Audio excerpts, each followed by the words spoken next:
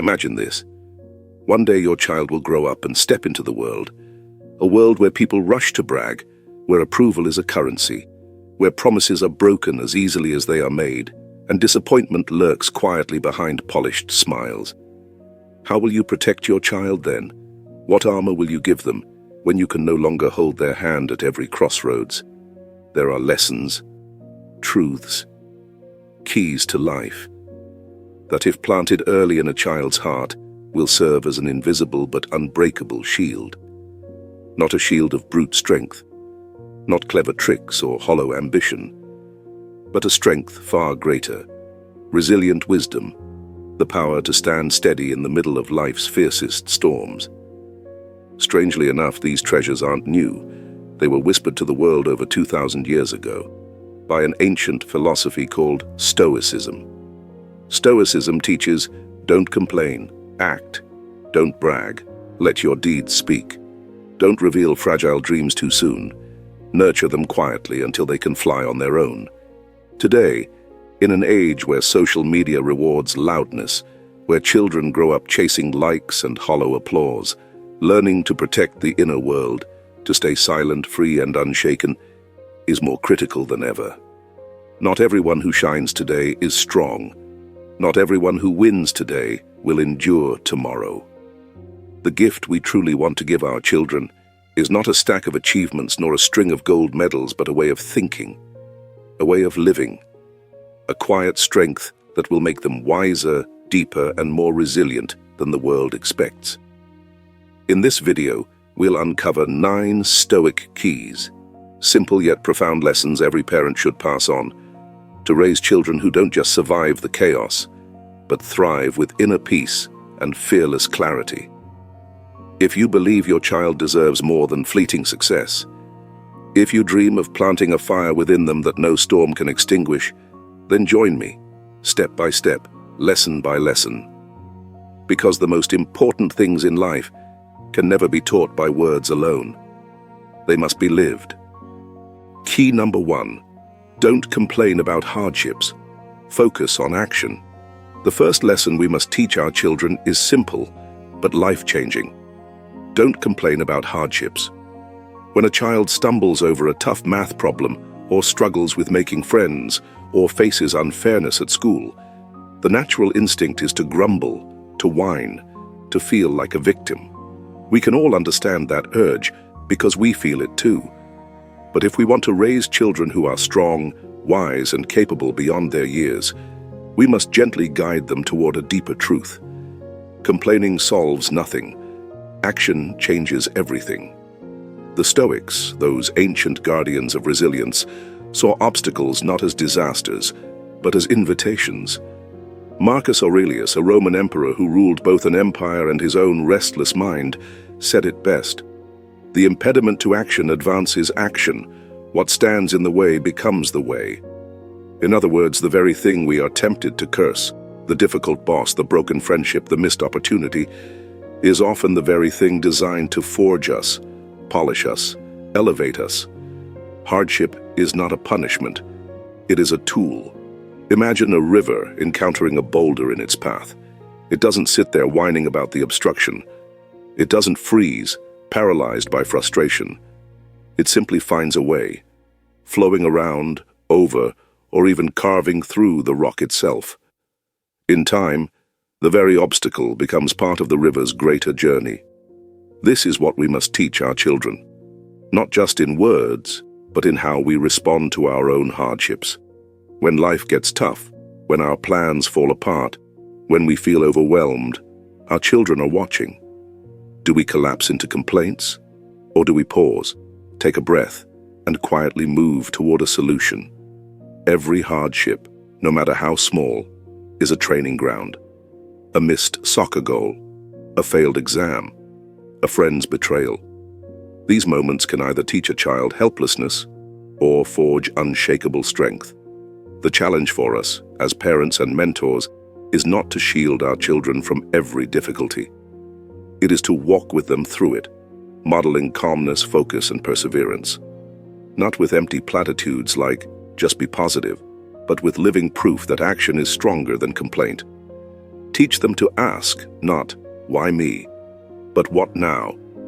Show them how to break big problems into small steps, how to breathe through frustration, how to find the next move, even when the path is unclear. And when they succeed, not because life got easier, but because they grew stronger, help them see the real victory. The transformation of obstacle into opportunity, of weakness into wisdom. The world will not grow softer for our children, but their hearts can grow stronger, their minds can grow sharper, their spirits can grow wiser. And it begins with one simple, powerful habit. Don't complain. Act. Because in the end, what stands in the way becomes the way. Key number 2, don't reveal personal secrets. Protect your inner garden. Another lesson every parent should pass on is this: don't reveal your personal secrets too easily. In a world that constantly urges us to share our thoughts, our struggles, our dreams, teaching a child the art of discretion feels almost rebellious. But it is an act of love, because not every heart is kind, not every listener is trustworthy, and not every secret once exposed can be gathered back into safety. The Stoics understood this deeply. They taught that our inner world, our thoughts, hopes, fears, and dreams, is sacred territory. It's a private garden that must be tended carefully, protected from careless footsteps and harsh winds. Imagine a small seedling, fragile and full of promise. If you plant it in rocky, exposed soil, it may wither under the weight of the elements. But if you nurture it quietly, shielded from the storms, it grows strong roots deep and invisible, until one day it rises, resilient, towering, unshakable. This is how our children's inner lives must be treated, not hidden in shame, not suffocated by fear, but guarded with love, patience, and wisdom. There is strength, not weakness, in keeping certain parts of ourselves private. When children learn to choose carefully who they confide in, they are not becoming cold or distant. They are learning self-respect. They are learning that their thoughts, dreams, and vulnerabilities are precious treasures, not to be handed over lightly to anyone who asks. We must teach them. Not everyone who smiles is a friend. Not every ear that listens has good intentions. And sometimes the deepest wounds are inflicted by those we once trusted most. But how do we model this lesson? It begins by honoring our own privacy, by showing our children that it's okay to say, "This is something I'm keeping for myself right now," by respecting their privacy as well, giving them safe spaces where they don't feel pressured to explain every thought, every feeling. Privacy is not secrecy. Privacy is ownership of one's inner world. It's knowing that some dreams are still too tender to expose. Some fears are better processed quietly before they are named out loud. Some victories are sweeter when savored in silence. When a child understands this, they carry themselves differently. They are less desperate for approval, less shaken by betrayal, more grounded in their own quiet strength. They learn to build relationships based not on oversharing, but on trust earned slowly, mutual respect cultivated over time. And most importantly, they learn to rely first and foremost on their own judgment, listening to that still, small voice within, instead of the noisy clamor outside. Teach your child to guard their inner garden. Teach them that privacy is a form of power, a form of dignity, a form of wisdom. Because a secret kept wisely is like a flame protected from the wind, small at first, but capable of lighting the world when the time is right. Key number 3, don't brag about achievements. Let your actions speak. In a world that constantly urges us to show and tell, it feels almost radical to teach a child this lesson. Don't brag about your achievements. It's natural to feel proud when we accomplish something. A high test score, a sports trophy, a project completed with excellence. And there's nothing wrong with feeling that warm satisfaction. But the danger comes when we seek not just to feel proud, but to be seen as superior. When the applause of others becomes the oxygen we crave. The Stoics knew this temptation well. They warned that pride, like any flame, can quickly get out of control. burning away humility, self-awareness, and true resilience. As Epictetus wisely said, "Don't explain your philosophy, embody it." The idea is simple, yet powerful. Let your life be your loudest statement. Imagine a tree in a quiet forest. It does not shout about its fruits, nor boast about its shade. It simply stands tall year after year, quietly nourishing life around it. Its strength and beauty are evident to anyone who takes the time to notice. This is the kind of inner strength we must nurture in our children. Teach them that real greatness needs no microphone, that the most impressive people are often the ones who carry their success with quiet grace, not with boastful words. When we brag, we trap ourselves in a cycle of dependency, needing others to validate our worth, chasing approval like a thirsty traveler chasing a mirage. And when the applause fades, as it always does, we feel hollow, lost, unsure of who we are without it. But when we focus on the work itself, on doing good for the sake of goodness, on mastering a skill for the love of mastery, on contributing without craving recognition, we build a kind of unshakable joy that no one can take away. So how do we teach this? It starts by celebrating effort more than outcome, by praising perseverance, focus, kindness, not just medals and grades, by modeling humility ourselves, accepting compliments with a smile, but not fishing for them, doing good quietly, steadily, persistently. Encourage your child to set private goals, not for social media, not for others' approval, but for their own quiet pride. Teach them that true success is not about standing on a stage. It's about standing firmly within themselves. It's about living each day with integrity, regardless of who's watching. When a child learns this, they become incredibly powerful. Their confidence comes from within, not from fleeting applause. Their joy is rooted deep, immune to the storms of public opinion. And when they achieve something wonderful, they will simply smile, breathe in the sweet satisfaction of honest effort, and quietly move on to the next mountain to climb. Because in the end, the truest achievements are not the ones shouted from rooftops, but the ones woven silently into the fabric of a life well lived. Key number 4, keep your future plans silent. Act first, speak later. Another powerful Stoic key every parent should teach is this: keep your future plans to yourself. Act first, speak later. When a child feels excited about a dream, a new project, a big ambition, their first instinct is often to announce it to the world. Look what I'm going to do. They seek encouragement, admiration, validation. It's natural, it's human. But the Stoics understood something deeper. Talking about your plans too soon can quietly drain the energy needed to achieve them. Why? Because once we proclaim a goal, we open a door, and through that door come expectations, doubts, criticisms, and pressures from others and from ourselves. Imagine a small fire just beginning to catch. If you expose it too early to the winds of opinion, it can sputter, weaken, and die before it ever truly burns bright. When children learn to keep their plans close, protected, nurtured in silence, they preserve their most powerful resource, intrinsic motivation. They stay focused on the work itself, not the applause it might bring. They stay connected to why they started, not how they might be judged. The Stoic philosopher Epictetus put it perfectly. First say to yourself what you would be, and then do what you have to do. Not say it to the world, not post it online. Say it to yourself. Then act. We must teach our children that dreams are fragile when they are young. They need space to grow roots before they are exposed to the unpredictable weather of public opinion. Sharing plans too early can create premature satisfaction. It can trick the brain into feeling that the work is already done, when in truth it has barely begun. It can also expose a child to discouragement they may not yet be strong enough to resist. A careless comment, a skeptical glance, and suddenly doubt seeps in where once there was only joy and determination.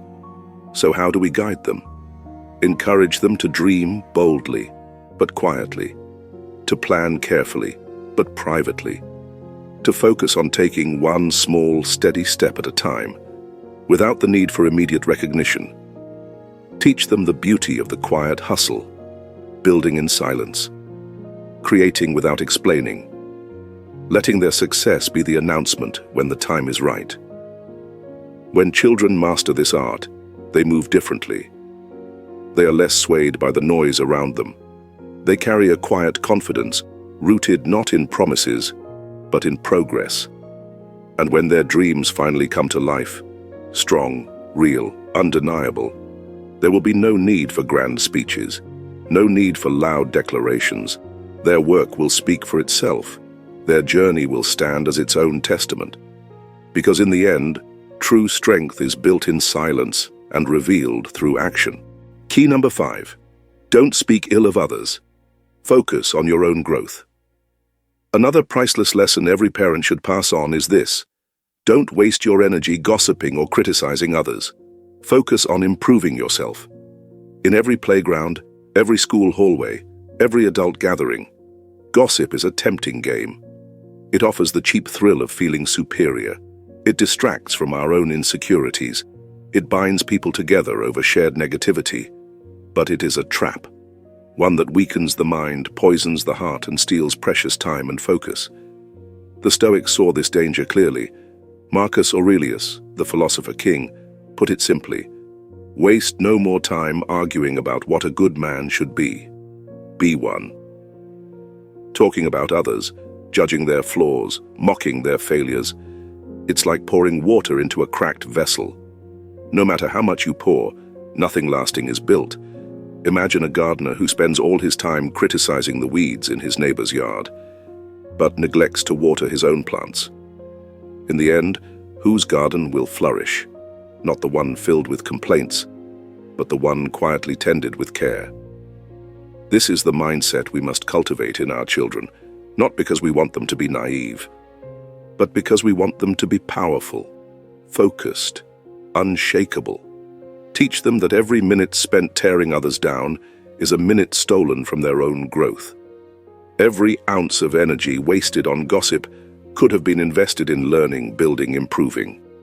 And more importantly, teach them that we often see in others what we refuse to confront in ourselves. When we criticize, we reveal far more about our own insecurities than about the people we judge. Instead of saying, "Did you see what he did?" encourage your child to ask, "What can I do better today?" Instead of laughing at someone's mistake, teach them to reflect. Where have I fallen short? How can I rise higher? When we stop focusing outward in judgment and turn our gaze inward with honesty, something extraordinary happens. We grow. We become builders instead of critics, creators instead of gossips, examples instead of spectators. So how do we model this for our children?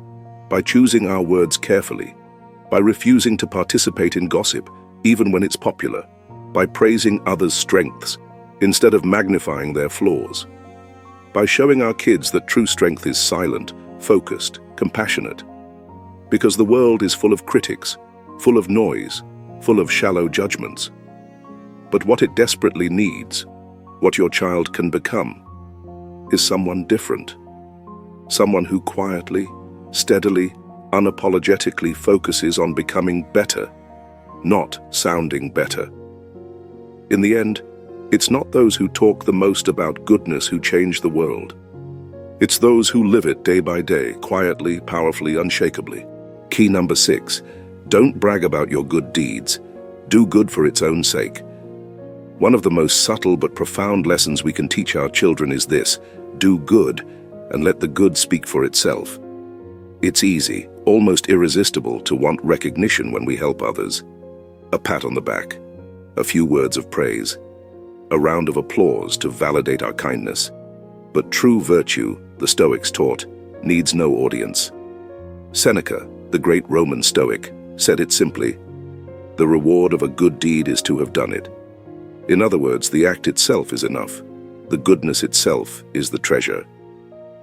Imagine a quiet stream flowing through a forest.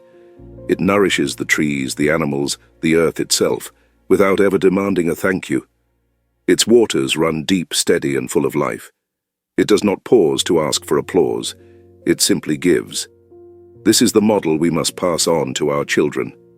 Teach them that kindness, generosity, and service are not performance art. They are the natural expression of a strong, compassionate soul. And the stronger the soul, the less it needs to announce itself.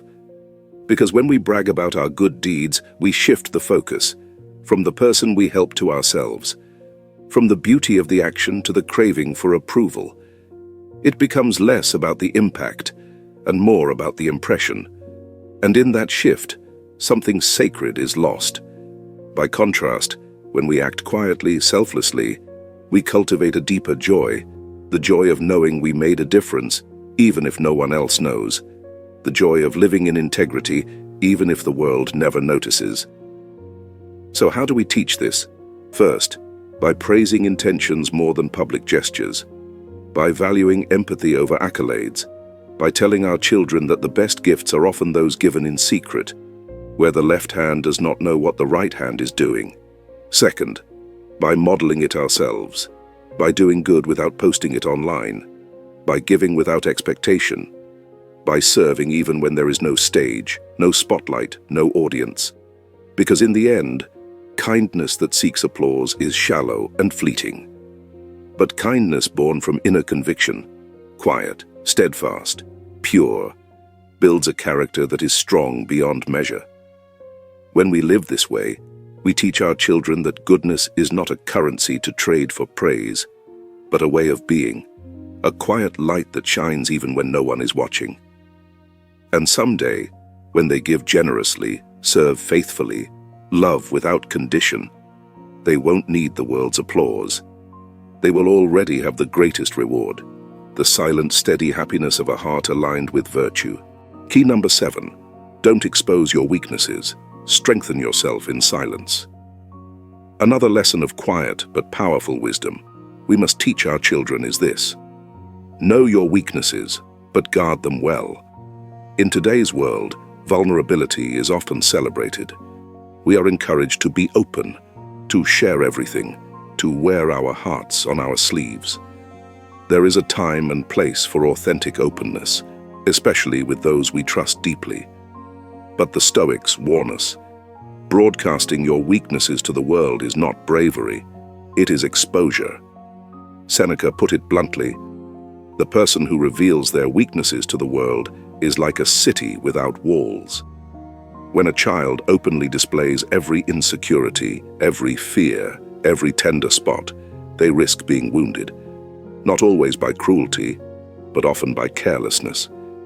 Not everyone is a trusted friend. Not everyone will honor their vulnerability with kindness. Some will exploit it. Some will misunderstand it. Some will simply not know how to hold it with care. We must teach our children the difference between acknowledging weakness and advertising it. Imagine a castle with strong walls. Inside, there are rooms that need repair. Maybe a cracked window, a broken door. But the guards do not announce it to every traveler passing by. They quietly fix what needs fixing, safely, wisely, without drawing dangerous attention. This is how we must guide our children to treat their inner flaws. Recognize them, work on them, but do not parade them before the world. Knowing our weaknesses is a sign of maturity. It shows humility and self-awareness. But wisdom lies in choosing carefully who is worthy of knowing our most vulnerable places. So how do we teach this? First, by helping children name their weaknesses privately, without shame, in journaling, in quiet conversations, in moments of honest reflection. Second, by showing them that strength is not about pretending to be perfect, but about working steadily, quietly, relentlessly, to become stronger where we are weakest. Finally, by reminding them that not everyone deserves access to their deepest battles. True trust must be earned, not given away lightly. When children learn to protect their vulnerabilities, they move through the world differently. They are not hardened or closed off, but they are wise. They know when to open and when to guard. They build resilience from within, rather than seeking pity or rescue from others. In a world that often rewards loud confessions and public displays of struggle, They will be different. They will be steady, strong, and self-reliant, because true strength is not the absence of weakness. It is the quiet, daily work of strengthening what was once fragile without needing the world to watch. Key number 8, keep your deepest dreams private. Nurture them in silence. One of the most tender lessons we can teach our children is this: guard your deepest dreams. Nurture them in silence. Dreams are fragile things when they are young. They are like tiny seeds, delicate and full of promise, but easily crushed by careless hands, harsh winds, or cold stares. When a child first feels the spark of a dream, whether it's to become an artist, an inventor, a leader, their heart swells with hope. They may want to shout it to the world, to share their excitement with anyone who will listen. But the Stoics teach us, there is great wisdom in holding your dreams close to your heart, at least in the beginning. Why? Because the world is not always kind to dreams. Some people, out of fear or bitterness, will doubt them. Some will mock them. Some, without meaning harm, will plant seeds of worry and hesitation. A young dream, exposed too early, can wither under the weight of skepticism and cynicism. But a dream protected, tended carefully in private, can grow strong roots, deep enough to withstand any storm. Imagine planting a rare flower. Would you leave it unguarded in a public square, exposed to trampling feet and curious hands? Or would you plant it in a quiet corner, watering it daily, shielding it from harm, until it is ready to bloom in full strength? This is how we must teach our children to treat their dreams. Dream boldly but quietly, plan carefully but privately, act steadily but without seeking immediate applause. Encourage them to cherish the sacred space where their dreams live, to share them only with those who truly believe in them, and even then sparingly, like offering a precious gift. Because dreams are not promises to the world, they are promises to oneself, and the person who guards their dreams wisely, who works tirelessly in the quiet, unseen hours, builds not just a future, but a self. So how do we model this? We resist the urge to announce every goal, every hope, every ambition. We show our children that some things grow stronger when left undisturbed. We teach them that validation does not come from broadcasting their dreams, but from building them day after silent day. When children learn this art, they become resilient dreamers. They are less discouraged by setbacks, less swayed by opinions, more focused on the inner fire that fuels true greatness. They understand that dreams are not fragile because they are weak, but because they are sacred. And sacred things deserve careful tending. In time, when their dreams have grown tall and strong, when their roots have gone deep and their branches stretch wide, they will bloom. Not because they sought permission, but because they trusted the quiet, slow magic of steady growth. Because in the end, the most beautiful dreams are not shouted into existence. They are whispered, watered, and one day, they blossom. Key 9. Protect your sacred solitude. Find strength and creativity. Within the final and perhaps one of the most overlooked lessons we must teach our children is this: learn to cherish your time alone. Protect your sacred solitude. In today's hyper-connected world, being alone is often seen as something to be fixed, something to be escaped. We are bombarded with the message that constant interaction equals happiness, that silence means something is wrong. But the Stoics knew better. They knew that solitude, true, nourishing solitude, is not loneliness. It is strength. It is clarity. It is the soil where self-knowledge, resilience, and creativity grow. Seneca, wise as ever, wrote, "Loneliness is the poverty of self. Solitude is the richness of self." When a child learns to enjoy their own company, they become less dependent on the approval, entertainment, or validation of others. They find within themselves a constant companion, steady, patient, and true. Imagine a lake hidden deep within a forest. It is not restless. It does not clamor for visitors. Yet it reflects the sky, nurtures life around it, and holds treasures beneath its surface. Because it has learned the art of being still. This is what we must teach our children. Help them understand that solitude is not a punishment. It is a gift. A time to listen to their own thoughts, to hear their own heartbeats, to dream their own dreams without interference. Encourage them to carve out moments of quiet in their day, whether through journaling, taking long walks, creating art, or simply sitting under a tree and breathing deeply. Teach them that not every moment needs to be filled with noise, screens, or conversation. That some of the most profound discoveries happen not in the crowd, but in the quiet corners of their own souls. Because when they learn to sit comfortably with themselves, they will become unshakable. They will know how to find peace in a storm, how to create beauty from boredom, how to hear the whispers of inspiration that are so easily drowned out by the clamor of the world. So how do we model this? We show them that we too value our solitude. We carve out time for reflection. We resist the pressure to always be busy. We demonstrate that solitude is not a void to be feared, but a sacred space to be treasured. In doing so, we give them a priceless gift, the ability to return to themselves, no matter how loud, chaotic, or confusing the world becomes. Because in the end, true strength is not found in always being surrounded by others.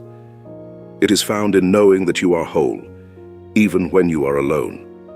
And creativity, wisdom, resilience, these are born not from constant noise, but from the deep, still waters of a soul at peace with its own company. Protect your sacred solitude. It is there in the quiet that greatness begins.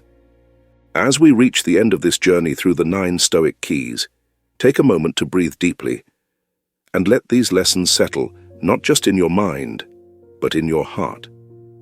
Each key we've explored, each piece of ancient wisdom, is a quiet, steady light.